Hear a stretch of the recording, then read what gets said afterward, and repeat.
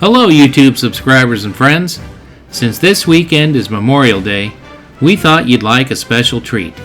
Today's feature is a car that honors America, its veterans, and the U.S. Marine Corps in particular. In addition to that, this is a very rare 2019 Dodge Challenger Scat Pack 1320 model, made especially for the quarter mile. Hence, 1,320 feet are what's in a quarter mile. We'll let proud owner Lane Watts fill you in on all of the details of his fantastic car. Now, let's go for a ride.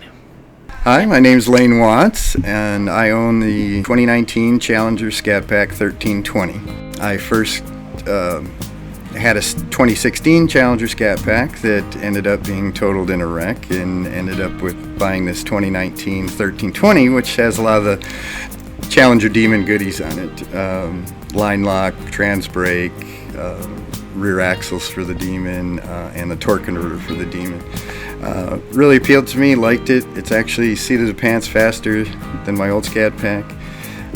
When I chose the color, I liked that color in person, that indigo blue, and then I got to thinking, I can't leave my car plain, what am I going to do with it?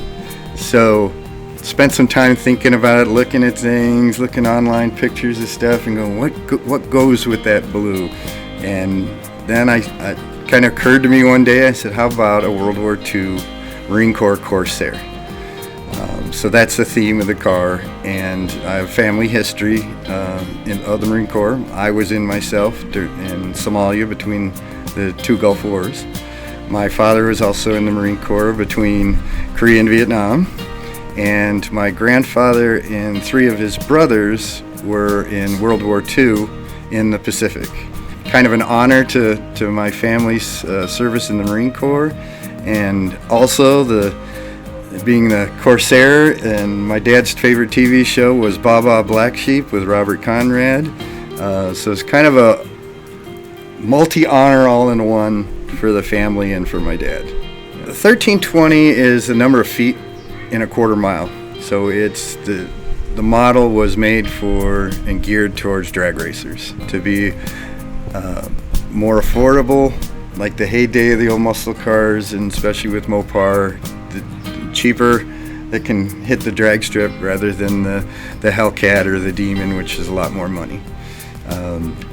So they themed it with that. They did the B emblem on the side of it with it's unique to the 1320 and has a racing helmet on the B. So it's geared towards drag racing. It came with drag radials on all four wheels. I've since got rid of the 20-inch stock wheels and dropped to 17-inch weld racing wheels, so I get a little more sidewall. So the car does see time at the drag strip, and my best so far in altitude and heat is 1220, which is sea level would be an 1166, and with the new setup I'm sure I'm going to be in the 11s. I'd be disappointed if it wasn't. It should be easy to be in the 11s even here in Arizona racing. So that's the theme of it. It really appeals. The production numbers are real low. They started it in 2019, they continued in 2020, and it's still available in 2021. 2019 they made 1,130 of them, and in 2020 they made 451. So lower production numbers than the Challenger Demon, which was a 3,000. So we don't know what 2020 numbers will be like, but it'll probably be low also. So that's one reason I kept all the original wheels, because it's going to be low numbers, and I'll probably have it for a long time. For me, it's a comfortable car to drive. Being tall, I fit in there. I could drive all day with no issues in it. That's kind of what appealed to me with the Challengers. And then performance. I'm an old muscle car guy, and I can't just drive a normal sedan, so I have to have a little power behind my cars, and this really appealed to me when they made the shift in the late 2000s to more of the performance, harkening back to the old days. Plus, what appealed to me on this was they kept true to the original style of the Challenger, where some of the others have gotten kind of away from that, but I just love the car. It's great to drive. It's fun, and you get a thrill, seat of your pants, and love thrilling some passengers who aren't ready for a little power and the horsepower and getting thrown back in the seat.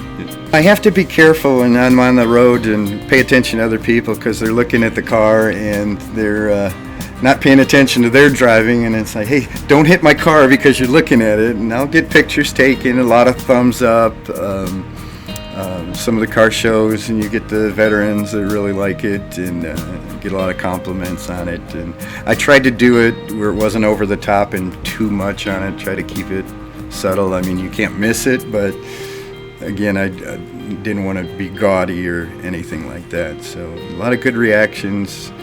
Even cleaning the car out here in the driveway, I'll get people.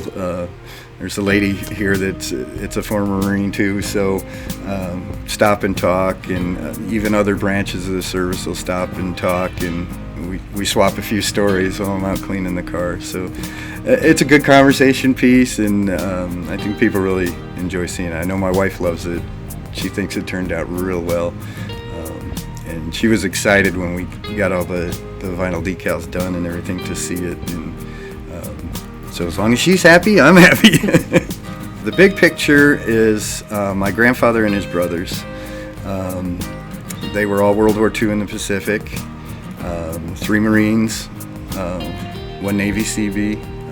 From the left to the right, you have Farrell, Carl, Vic, and Elton. Vic is my grandfather. Carl was the only one that was wounded at all. He got stabbed with a Japanese bayonet on Tarawa. Liked to show off his scar when I was a kid. He'd lift his shirt and show off his scar. But other than that, they all came home safely, and that picture was a result of, they had individual pictures done, and they had someone do a drawing to put them all together, and they gave it as a gift to their mother. My great-grandmother. The 2 smaller pictures, the one in color is myself many years ago, and the other in the black and white is the single is my father.